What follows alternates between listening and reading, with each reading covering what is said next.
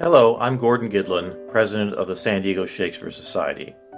And on behalf of the Society, I say 100,000 welcomes to the 16th Annual Student Shakespeare Festival. We are so happy again this year to partner with Write Out Loud to provide this forum for eager young people to demonstrate their acting talents and their love of Shakespeare. Our founder, Alex Sandy, used to say, "Teach a child Shakespeare at an early age, and they can learn anything." So thank you to the students for your devotion. Thank you to the teachers and family members for your support. You may weep, you may laugh, but enjoy the festival. Adieu. Hello, my name is Walter Ritter. I'm the Executive Director of Write Out Loud. Welcome to the 2021 Student Shakespeare Festival. I'm Veronica Murphy, and I am the Artistic Director of Write Out Loud, and we are delighted to have you join us for this year's festival, virtual as it is. The festival is typically held in a park, so we thought it would be fun to film our introduction here in the park near our house. We're especially glad to be collaborating with the San Diego Shakespeare Society.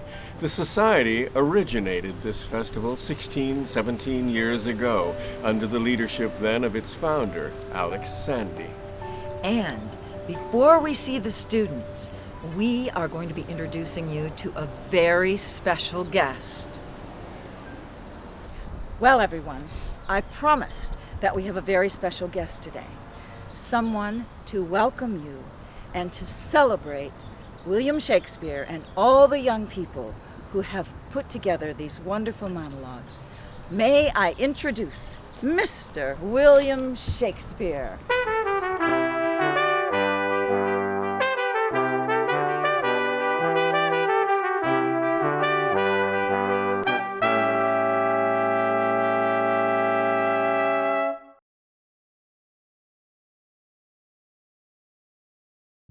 Hello, my name is Josie Twardowski, and I will be portraying Catherine from The Taming of the Shrew, Act 5, Scene 2.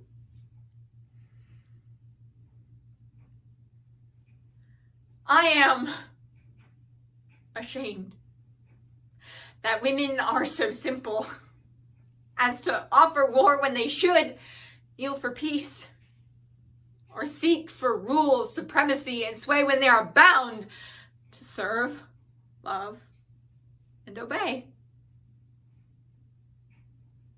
Why are our bodies soft and weak and smooth, unapt to the toil and trouble of the world, but that our soft conditions and our hearts should well agree with our external parts? Come, come, you froward and unable worms! My mind hath been as big as one of yours, my heart as great, my reason haply more, to bandy you word for word and frown for frown. But now I see our lances are but straws, our strength as weak, our weakness past compare, that seeming to be most which we indeed least are. So veil your stomachs, for it is no boot, and place your hand beneath your husband's foot, in token of which duty, if you please, my hand is at the ready. May it do him ease.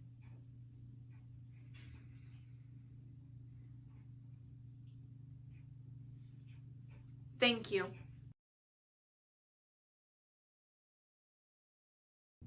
Hi, my name's Hayden Steiner, and I'll be performing a monologue from William Shakespeare's As You Like It, Act 2, Scene 7, in the role of Jaques.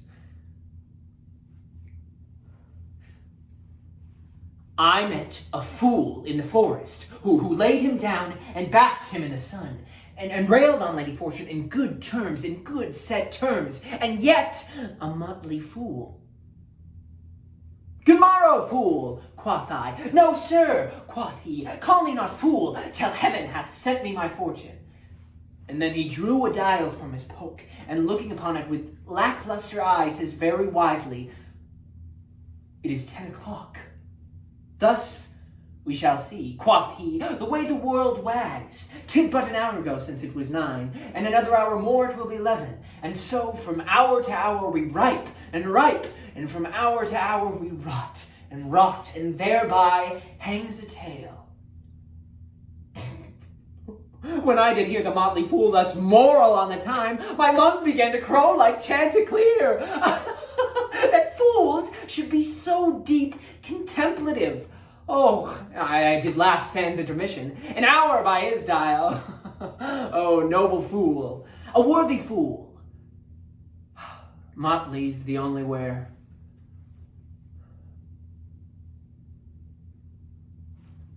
Thank you.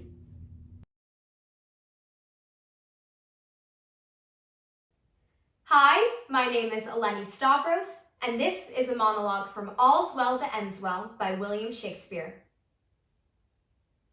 Oh, were that all? I think not on my father, and these great tears grace his remembrance more than those I shed for him. What was he like? I have forgot him. My imagination carries no favor in't but Bertram's. I am undone. There is no living, none if Bertram be away. 'Twere one that I should love, a bright, particular star, and think to wed it. He is so above me. In his bright radiance and collateral light must I be comforted, not in his fear. The ambition in my love thus plagues itself. The hind that would be mated by the lion must die for love. 'Twas pretty, though a plague, to see him every hour, to sit and draw his arched brow, his hawking eye, his curls on our heart's table, heart too capable of every line and trick of his sweet favor. But now he's gone, and my idolatrous fancy must sanctify his relics. Thank you. Hello, I'm Nathan Birchler, and I'm doing Quince's monologue from A Midsummer Night's Dream, Act 5, Scene 1. I'm sorry if we offend you. We don't mean to insult. We just want to impress you. That's our only intended result. We mean not to reprimand you, just bring you sonnets of joy. Our show's meant to put you at ease, not make you feel embarrassed or coy. So listen to us, please, and we will tell you everything you want to know. Thank you.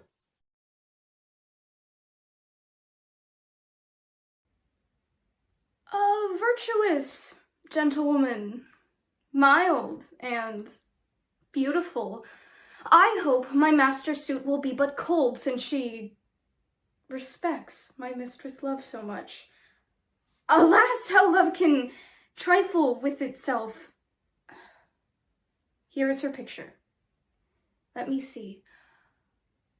I think if I had such a tire, this face of mine were full as lovely as is this of hers, and yet the painter flattered her a little.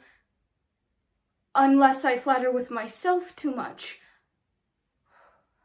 Her hair is auburn. Mine is perfect yellow. If that be all the difference in his love, I'll get me such a colored periwig. Her eyes are gray as glass, and so are mine. Aye, but her forehead's low, and mine's as high. What should it be that he respects in her, but I cannot make respective in myself? If this fond love were not a blinded god. Come, shadow, come and take this shadow up, for 'tis thy rival. Oh, thou senseless form, thou shalt be worshipped, kissed, loved, and adored. And were there sense in his idolatry, my substance should be statue in thy stead. I'll use thee kindly for thy mistress' sake that used me so, or else by Jove I vow I should have scratched out your unseeing eyes to make my master out of love with thee.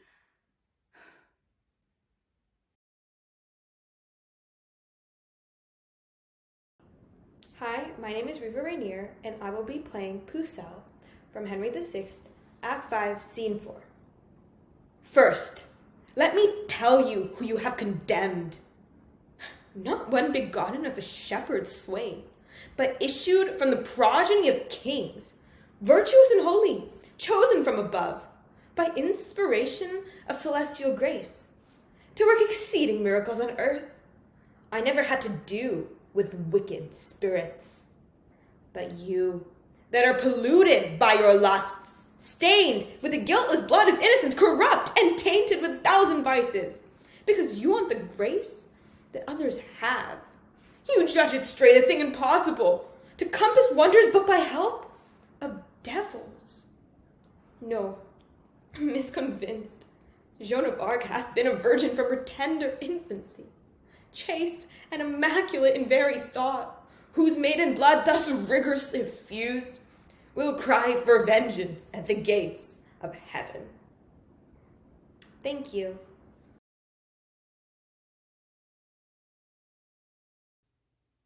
No matter where, of comforts no man speak. Let's talk of graves, of worms and epitaphs. Make dust our paper, and with rainy eyes write sorrow on the bosom of the earth. Let's choose executors and talk of wills, and yet not so. For what can we bequeath save our deposed bodies to the ground? Our lands, our lives, and all our bawling brooks, and nothing may we call our own but death, and that small model of the barren earth that serves as paste and cover to our bones. For God's sake, let us sit upon the ground and tell sad stories of the death of kings, how some have been deposed, some slain in war, some haunted by the ghosts they have deposed, some poisoned by their wives, some sleeping killed, all murdered.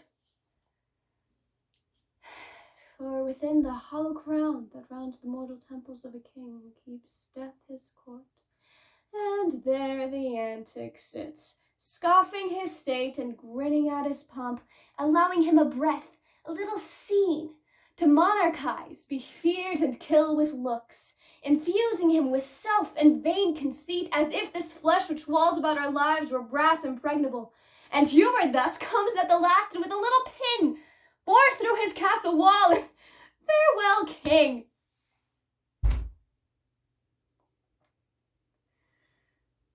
Cover your heads, and mock not flesh and blood with solemn reverence. Throw away respect, tradition, form, and ceremonious duty, for you have but mistook me all this while. I live with bread like you, feel want, taste grief, need friends. Subjected thus, how can you say to me I am a king?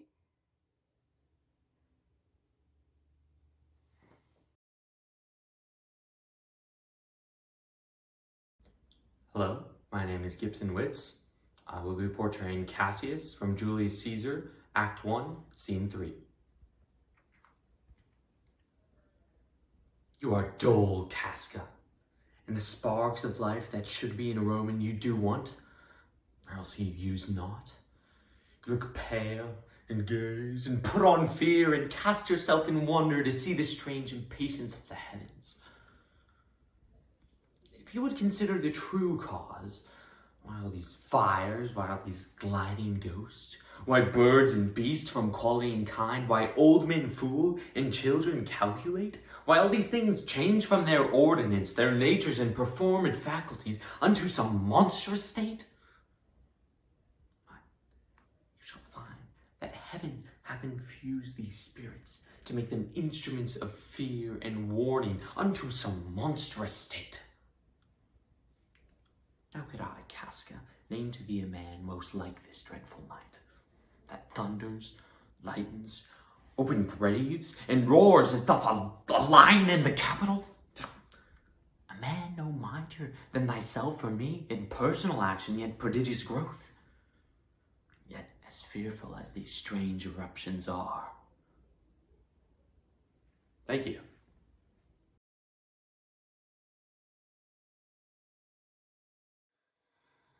I left no ring with her. What means this lady? Fortune forbid my outside have not charmed her. She made good view of me, indeed so much that as methought her eyes had lost her tongue, for she did speak in starts distractedly. She loves me, sure, the cunning of her passion invites me in this churlish messenger. None of my lord's ring. Why, he sent her none. I am the man, if it be so as 'tis. Poor lady, she were better love a dream. Disguise.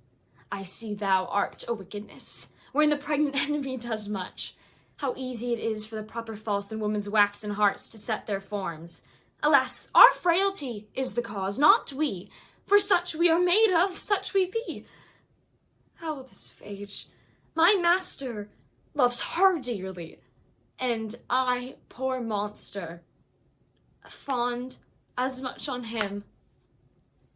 And she, mistaken, seems to dote on me. What will become of this?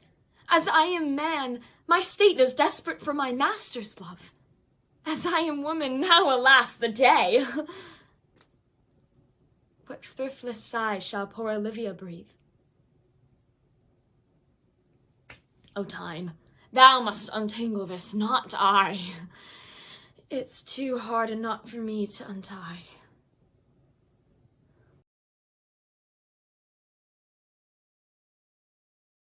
Hi, my name is Madeline Stellick, and I will be portraying Rosalind from As You Like It, Act 3, Scene 2.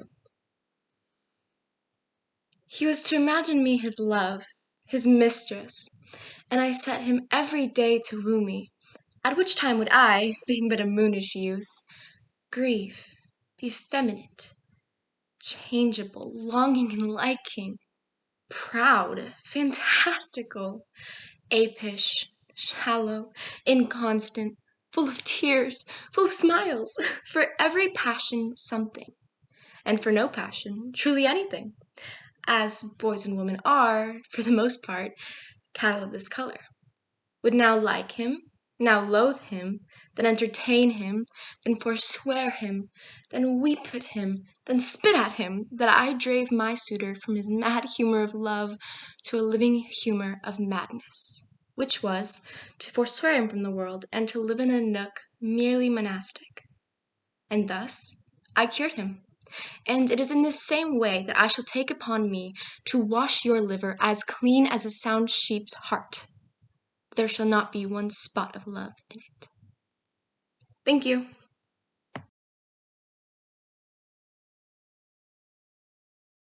What's he that wishes so? My cousin Westmoreland? No, my fair cousin. If we are marked to die, we are enough to do our country loss. And if to live, the fewer men, the greater share of honor. God's will, I pray thee, wish not one man more. He that outlives this day and comes safe home will stand a tiptoe when this day is named, and rouse him at the name of Crispian. By Jove, I am not covetous for gold, nor care I who doth feed upon my cost. It yearns me not if men my garments wear. Such outward things dwell not in my desires. But if it be a sin to covet honor, I am the most offending soul alive. No faith, my coz, wish not a man from England.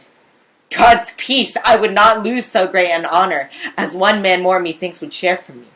For the best hope I have, oh, do not wish one more, rather proclaim it, Westmoreland, through my host, that he which hath no stomach to this fight, let him depart. His passport shall be made, and crowns for convoy put into his purse. We would not die in that man's company that fears his fellowship to die with us. This day is called the Feast of Crispian. He that shall live this day and see old age will yearly on the vigil feast his neighbors and say, tomorrow is Saint Crispian.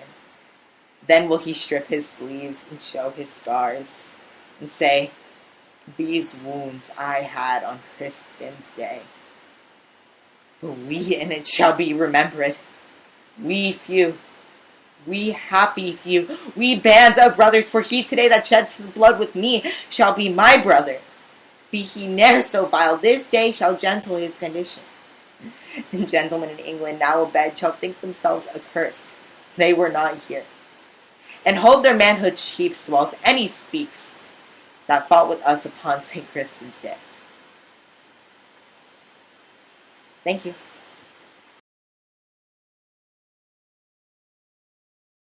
Hi, my name is Madeline Considine.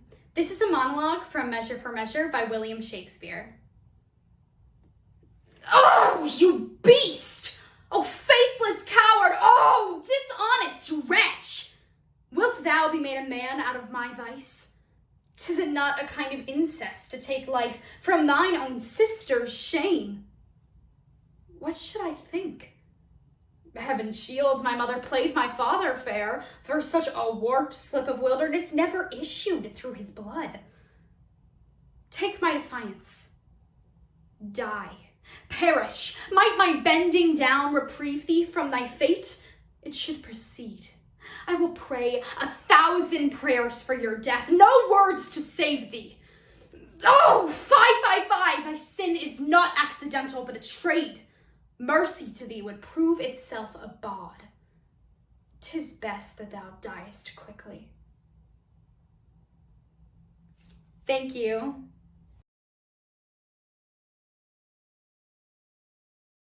Hi, my name is Ruby Belt, and I will be performing Macbeth's monologue from Macbeth, Act 2, Scene 1. Is this a dagger which I see before me? The handle toward my hand. Come, let me clutch thee. I have thee not, and yet I see thee still. Art thou not, fatal vision, sensible to feeling as to sight?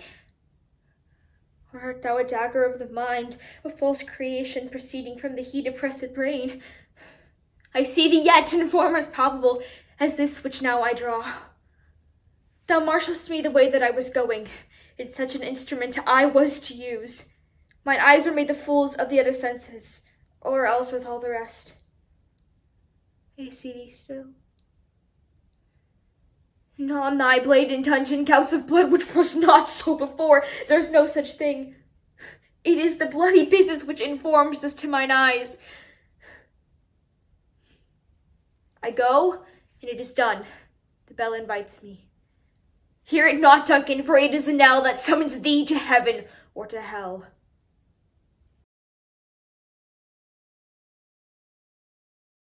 Hi, I'm Cade Garr. I will be portraying Imogen from Cymbeline, Act 1, Scene 6. Away! I do condemn mine ears that have so long attended thee. If thou wert honourable, thou wouldst have told this tale for virtue. Not for such an end thou seek'st as base as strange. Thou wrong'st a gentleman who's far from thy report, and thou from honour, and solicit to your lady that disdains thee and the devil alike. What ho, Pisanio! The king my father shall be acquainted of thy assault, if he shall think it fit a saucy stranger in his court, as in a Romish stew, and to expound his beastly mind to us. He hath a court, he little cares for her daughter, for whom he not respects at all. What ho, Pisanio! Thank you.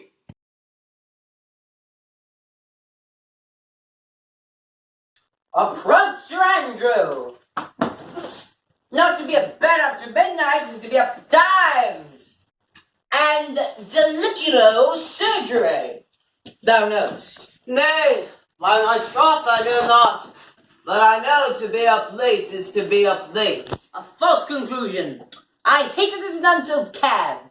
To be up after midnight and to go to bed then is early, so that to go to bed after midnight is to go to bed betimes.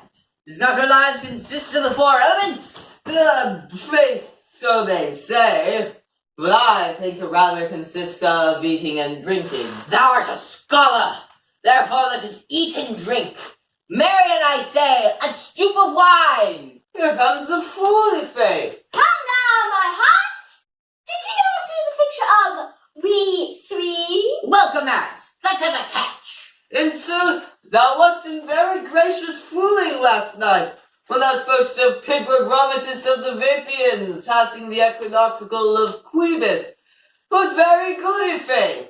I sent thee sixpence for thy layman, hadst it? I did impeccable slide into the tree. From my folio's nose is no whipstock. My lady has a white hat, and the mermaid's I know but a little country. Ha ha! This is the greatest fooling that all is done. Now, song. Come then. There's sixpence for thee. Let's have a song. There's a just love me too. If one night's give up. Did you have a love song or a song of good life? A love song, a love song. Aye, I care not for good life. Oh, mistress mine, where are you roaming? Oh, mistress mine, where are you roaming? Oh, stay on here, your true love's coming. The heart can sing of high and low. If no other pretty sweeting, Johnny's in lovers meeting. Every wise man's son doth know. Excellent! Good, Faith. Good. Oh, what is love? 'Tis not hereafter. Oh, what is love? 'Tis not hereafter. Where hearts and paths hath present laughter. For hearts to come is still and sure. In dilemma lies a plenty. So come and kiss me, sweet and twenty. Youth the stuff will not endure. A mellifluous voice, as I'm a true knight. A contagious breath. Very sweet and contagious. To hair by the nose, it is dulcet with contagion. But shall we make the look and dance indeed? Shall we rouse the night owl and the catch? It will draw 3 souls out of 1 weaver. Shall we do that? And you love me, let's do it. I'm a dog and a cat. By your lady, sir, and some dogs will catch well. Most certain. Let our catch be thou knave. Hold thy peace, thou knave knight. I should be constrained in it to call thee knave knight. Ha! 'Tis not the first time I've constrained one to call me knave. But come! It begins, hold thy peace. I shall never begin if I hold my peace. Ha ha ha ha ha ha!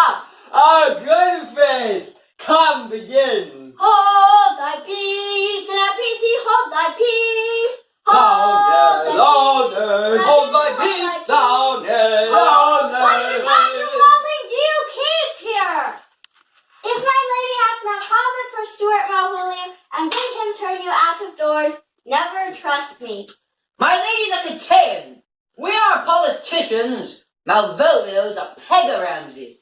And 3 men away, 3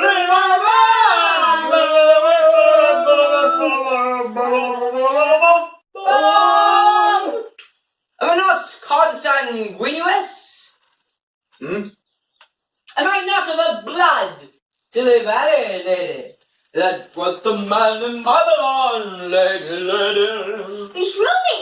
The knight's an admiral fooling. Aye, he does. Well enough, if he be disposed. But so do I too. He does it with better grace, but I do it more natural. The 12th day of December! Oh, God, peace! My masters, are you mad? Or what are you? Have you no wit, no manners, nor honesty, but to gabble like tinkers at this time of night? Do you make an ale house of my lady's house, that you squeak out your causers' catches without any mitigation or remorse of voice? Is there no respect of place, persons, or time in you? We did keep time, sir. In our catches. Sneak up. Sir Toby, I must be round with you. My lady bade me tell you that though she harbors you as her kinsman, she's nothing allied to your disorders. If you can separate yourself from your misdemeanors, you are welcome to the house. If not, and it would please you to take leave of her, she is very willing to bid you farewell. Farewell, dear heart.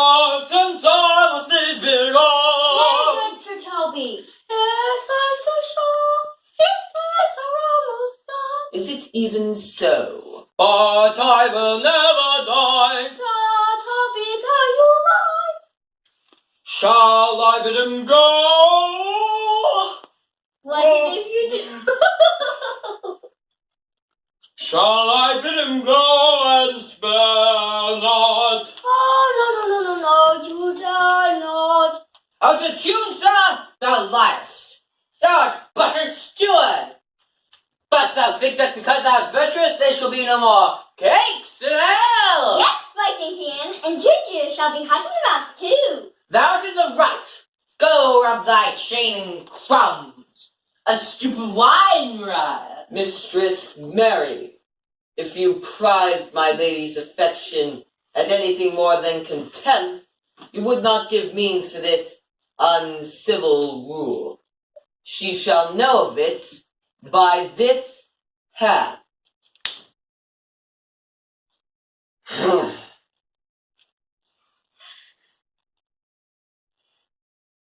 Go shake your ears.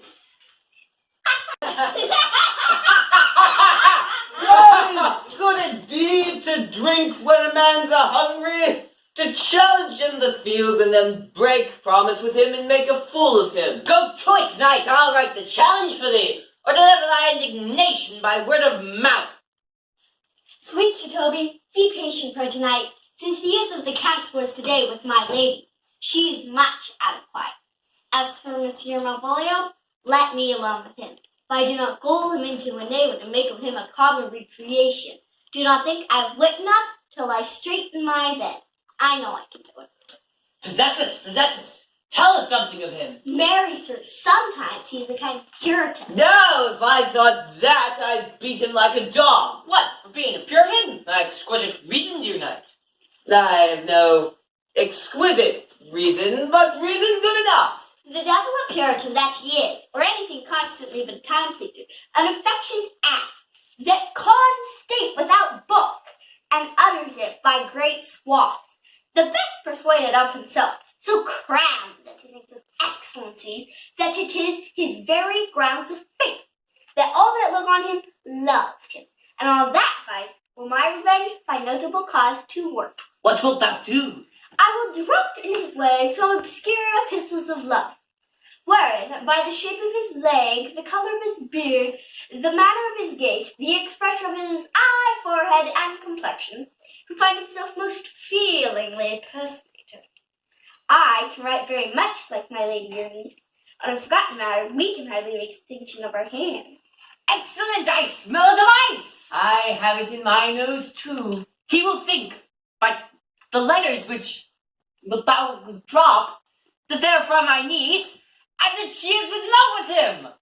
My purpose is indeed a horse of that colour. And your horse now will make him an ass. Ass? I doubt not. Oh, 'twill be admirable. Sport royal, I warn you. I know my physical work with him. I will plant you two, and let the fool make a third. Observe his construction of it. For this night, to bed, and dream on the event. Farewell. Good night, Penthesilea. Before me, she's a good wench. She's a beagle true bred, and one that adores me. What of that? I was adored once, too. Let's to bed, knight. No need send for more money. If I cannot recover your niece, I'm a foul way out. Send for money, knight. If thou hast her not in the end, call me cut. If I do not, never trust me. Take it how you will. Come. I'll go burn some sack. 'Tis too late to go to bed tonight. Come, knight.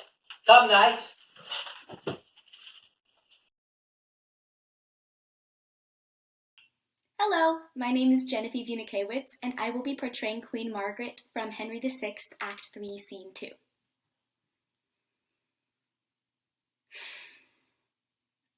What? Dost thou turn away and hide thy face? I'm no loathsome leper. Look on me! What, art thou like the adder, waxen deaf? Be poisonous, too, and kill thy forlorn queen! Is all thy comfort shut in Gloucester's tomb? Why then, Dame Margaret was ne'er thy joy. Erect his statue and worship it, and make my image but an alehouse sign. Was I for this? Nigh racked upon the sea, and twice by awkward winds from England's bake drove back again unto my native clime. What boded this? But well forewarning winds did seem to say, seek not a scorpion's nest, nor set no footing on this unkind shore. What did I then but curse the gentle gusts, and he that loosed them forth their brazen caves, or bid them blow towards England's bank, or turn our stern upon a dreadful rock? Yet Aeolus would not be a murderer, but left that hateful office unto thee. Thank you. This is a monologue from The Taming of the Shrew by William Shakespeare. The more my wrong, the more his spite appears. What, did he marry me to famish me? I mean, beggars that come unto my father's door upon entreaty are given present alms. Yet I, who never knew how to entreat, nor never needed that I should entreat, am starved for meat. Giddy for lack of sleep, with oaths kept waking, and with brawling fed, and that which spites me more than all these other wants is he does it under the name of perfect love. As if who should say if I should sleep or eat, or deadly sickness, or else present death. So, I prithee, go get me some repast. I care not what, so it be wholesome food.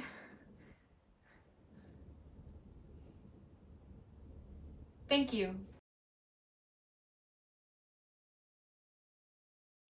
Hi, I'm Finian Berg, and I'll be portraying Robin from Midsummer Night's Dream, Act 5, Scene 1. If we shadows have offended, think but this, and all is mended, that you but slumbered here, while these visions did appear, and this weak and idle theme no more yielding, but a dream. Gentles, do not reprehend. If you pardon, we will mend. And as I am an honest puck, if we have unearned luck, now to skate to the serpent's tongue, we will make amends ere long. Else puck a liar call. So good night unto you all. Give me your hand if we be friends. And Robin, shall restore amends. Thank you.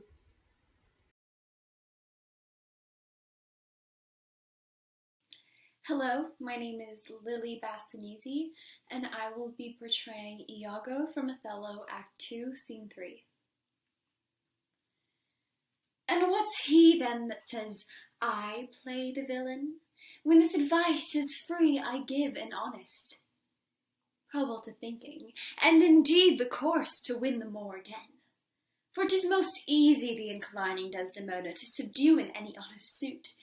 His soul is so infettered to her love that she may make, unmake, do what she list, even as her appetite shall play the god with his weak function. How am I, then, a villain, to counsel Cassio to this parallel course directly to his good? Divinity of hell! When devils will the blackest sins put on, they do suggest at first with heavenly shows as I do now. For whiles this honest fool plies Desdemona to repair his fortune, and she for him pleads strongly to the more, I'll pour this pestilence into his ear, that she repeals him for her body's lust, and by how much she strives to do him good, she shall endue her credit with the more. Thank you.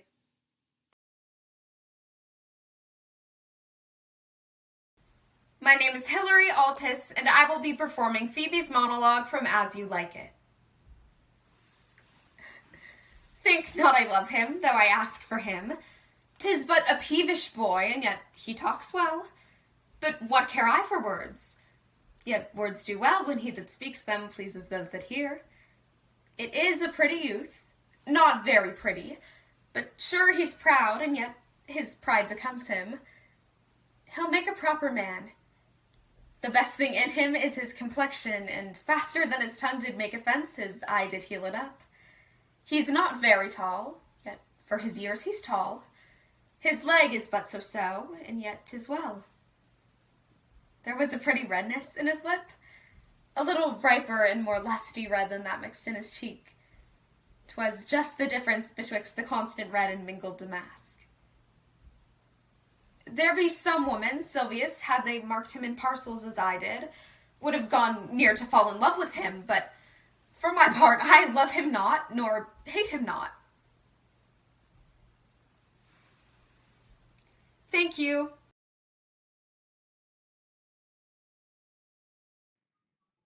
Hello, my name is Hendrix Enciso, and I will be performing Prospero's monologues from The Tempest, Act 5, Scene 1.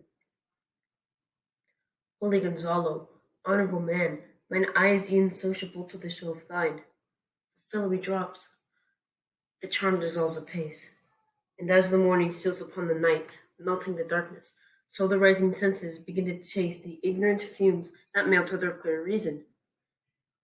Didst thou, Alonso, use me and my daughter? Thy brother was a further in the act. Your brother mine, that entertained ambition, expelled remorse and nature, and with Sebastian would hereof killed your king. I do forgive thee, unnatural though thou art. Their understanding begins to swell, and the approaching tide will shortly fill the reasonable shores that now lay foul and muddy. Not one of them that yet looks on me or would know me. Ariel, fetch me the hat and rapier in my cell. I will discase me and myself shortly, as I was sometimes been long. Quickly, spirit, thou shalt ere long be free. Thank you.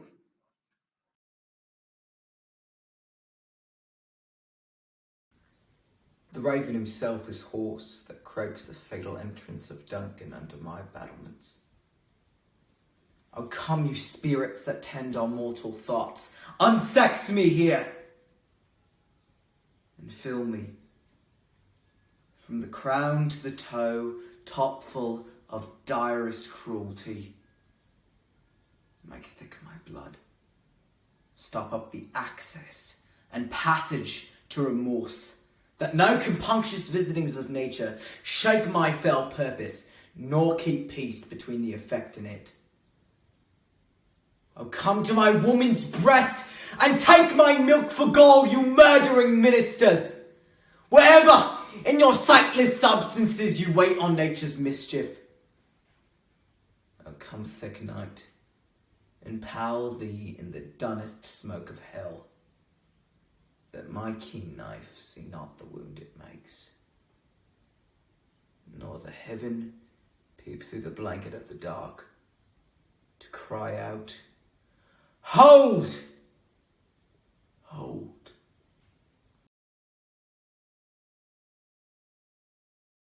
Hello, I am Maya McAvoy, and I will be doing Helena's monologue from A Midsummer Night's Dream, Act 3, Scene 2. I pray you, though you mock me, gentlemen, let her not hurt me. I was never crushed. I have no gift at all in shrewishness. I am right made for my cowardness. Let her not strike me. You may perhaps think that since she is something smaller than myself that I can match her. Good Hermia, do not be so bitter with me. I evermore did love you, Hermia, did ever keep your counsels, never wronged you, save that unto love to Demetrius. I told him of yourself in this wood. He followed you. For love, I followed him. But he hath chid me hence, threatened to strike me, to spurn me, nay, to kill me too. So you will let me bear my folly back and follow you no further. Let me go. You see how simple and how fond I am. I'm Dash Daniels, and I will be portraying King Henry V from Henry IV, Part 2, Act 5, Scene 5. I know thee not, old man. Fall to thy prayers. How ill white hairs becomes a fool and jester. I've long dreamt of such a kind of man, so old, so surfeit-swelled, and so profane, but being awaked, I do despise my dream. Make less thy body hence, and more thy haste. Leave gormandizing, and know the grave doth gape for thee thrice wider than for other men. Reply not to me with a fool-born jest. Presume not that I am the thing I was, for God doth know, so shall the world perceive, that I have turned away my former self. So will I those that kept me company. When thou dost hear I am as I have been, approach me, and thou shalt be as thou wast, the tutor and the feeder of my riots. Till then, I banish thee. Thank you. Oh, in faith, I am too cursed. But too cursed is more than cursed, and I shall lessen God's sendings of a husband that way. Oh, for which blessing I am at him upon my knees every day and night. Oh, I cannot endure a husband with a beard. Oh no, I'd rather lie in the woolen. And to make light of a husband that have no beard, what shall I do with him? Dress him in my apparel and make him my waiting gentlewoman? No, no. He that hath a beard is more than a youth, and he that hath no beard is less than a man. And he is more than a youth is not for me, and he that is less than a man, well, I am not for him. And so I will away to St. Peter, and he will see to it that I see where the bachelors sit, and there we will lie merry as the day is long. Good Margaret, find my cousin Beatrice, whisper her ear and tell her that I and Ursula walk in the orchard and our whole discourse is all of her. Say that thou overheardst us, there will she hide her to listen our purpose. This is thy office, bear thee well. I'll make her come, I warrant you, presently.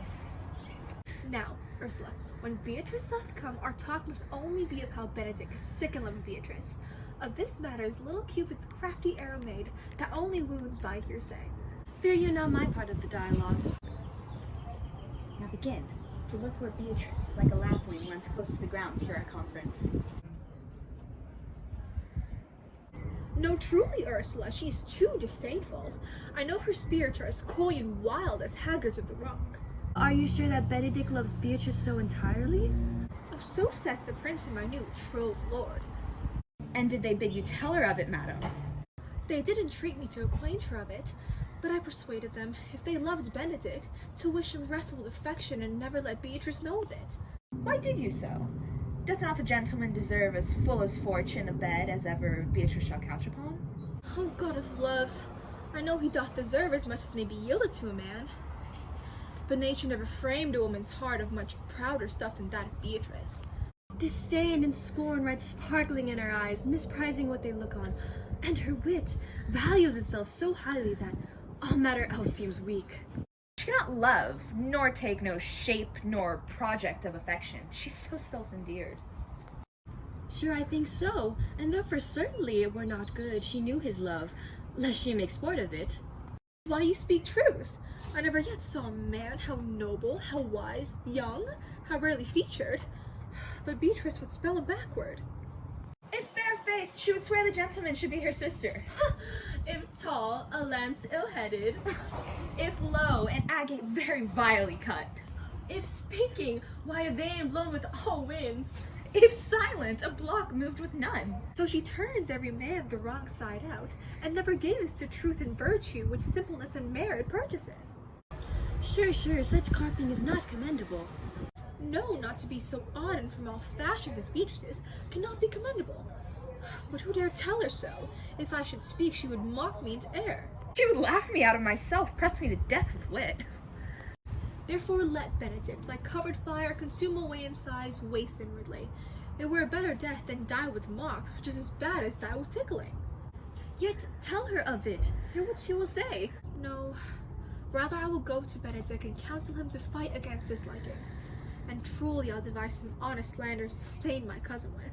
One doth not know how much an ill word may empoison liking. Oh, do not do your cousin such a wrong. She cannot be so much without true judgment, having so swift and excellent a wit as she is prized to have, as to refuse so rare a gentleman as Signor Benedict. He's the only man of Italy, always excepted my dear Claudio. Pray you be not angry with me, madam, speaking my fancy, Signor Benedick, for shape, for bearing, argument, and valor goes foremost in report through Italy. Indeed, he hath an excellent good name. His excellence did earn it, ere he had it. When are you married, madam? Why, every day tomorrow. Come, go in. She's limed, I warrant you. We have caught her, madam. If it proves so, then loving goes by haps. Some cupids kill with arrows, and some with traps. What fires in mine ears? Can this be true? Do I stand condemned for scorn and pride so much? Oh, contempt for well and maiden pride too, but there is no glory in the backs of such. Benedict, oh, love on, for I shall requite thee, of taming my wild heart with thy loving hand. If thou dost love, then my kindness shall incite thee, and bind our loves in this holy band. Oh, for others say, thou dost deserve, and I believe it better than reportingly. Hi, my name is Victor Callett, and I will be performing a monologue from Much Ado About Nothing by William Shakespeare. This can be no trick! The conference was sadly born, they had the truth of this from Hero. It seems her affections have their full bent. Love me? Why? It must be requited. I hear how I am censored. They say I will bear myself proudly if I perceive the love come from her. But they say, too, that she would rather die than give any sign of affection. They say the lady is fair. 'Tis a truth I can bear them witness. And virtuous, 'tis so, I cannot reprove it. And wise. But for loving me by my troth, it is in no addition to her wit, nor no great argument of her folly, for I will be horribly in love with her. Now I may chance have some odd quirks or remnants of wit broken on me, because I railed so long against marriage, but doth not the appetite alter? Shall quips and sentences and these paper bullets of the brain awe a man from the career of his humor? No, the world must be peopled. When I said I would die a bachelor, I did not think that I should live till I were married. Here comes Beatrice! Oh. By this day, she's a fair lady. I do spy some marks of love in her. Thank you.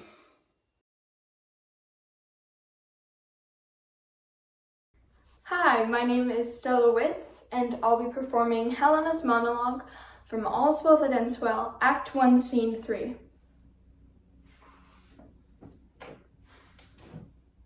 Then I confess, here on my knee before high heaven and you, that before you and next unto high heaven, I love your son. My friends were poor but honest, so's my love. Be not offended, for it hurts not him that he's loved of me. I follow him not by any token of presumptuous suit, nor would I have him till I do deserve him. You'd never know how that desert should be. I know I love in vain, strive against hope, yet in this captious and untenable sieve I still pour in the waters of my love and lack not to lose still. Thus, Indian-like, religious in mine error, I adore the sun that looks upon his worshipper, but knows of him no more. My dearest madam, let not your hate encounter with my love, for loving where you do.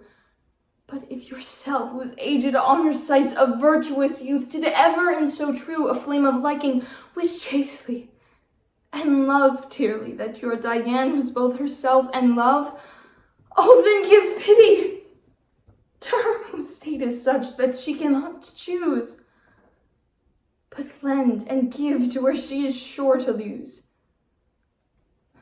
But seeks not to find that her search implies, but riddle-like lives sweetly where she dies. Thank you.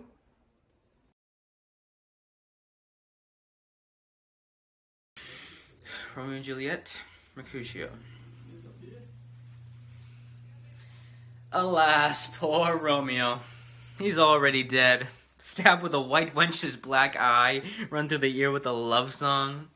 The very pin of his heart cleft with a blind bow boy's butt shaft. And is he a man to encounter Tybalt? He fights as you sing, prick song, keeps time, distance, and proportion. He rests his minim rest, 1, 2, and the third in your bosom. Oh, the very butcher of a silk button. A duelist. A duelist. A gentleman of the very first house, of the first and second cause. Ah, the immortal passado, the punto reverso, the eye.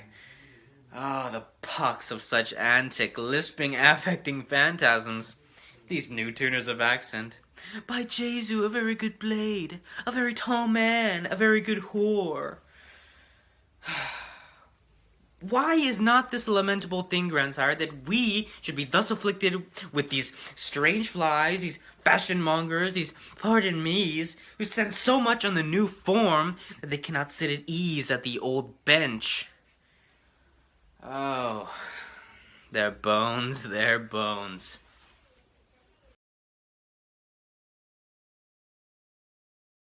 Hello, my name is Ayush Gupta, and I'll be portraying Brutus from Julius Caesar, Act 2, Scene 1. It must be by his death. And for my part, I know no personal cause to spurn at him, but for the general. He would be crowned. How that might change his nature, there's the question. The abuse of greatness is when it disjoins remorse from power. And to speak truth of Caesar, I have not known when his affection swayed more than his reason. But 'tis a common proof that lowliness is young ambition's ladder, whereto the climber upward turns his face. But when he once attains the utmost round, he then unto the ladder turns his back, looks in the clouds, scorning the base degrees by which he did ascend. So Caesar may.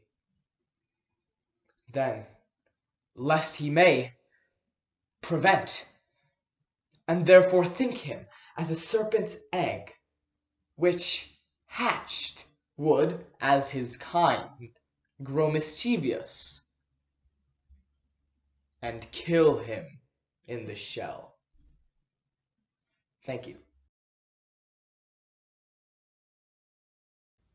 Hi! My name is Evan Kane, and I'll be performing a monologue from The Comedy of Errors by William Shakespeare in the role of Adriana.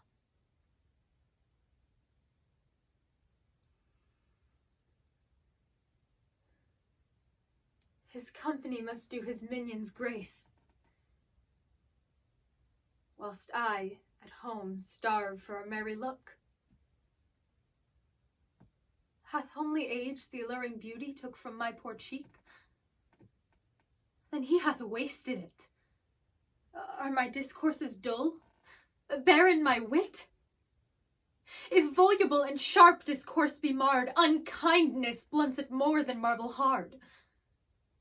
Do their gay vestments his affections bait? That's not my fault. He's master of my state. What ruins are in me that can be found by him not ruined?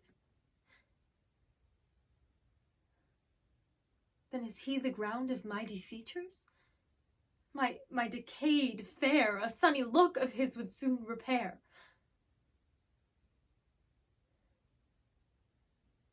But too unruly dear. He breaks the pale and feeds from home. Poor I am but his stale.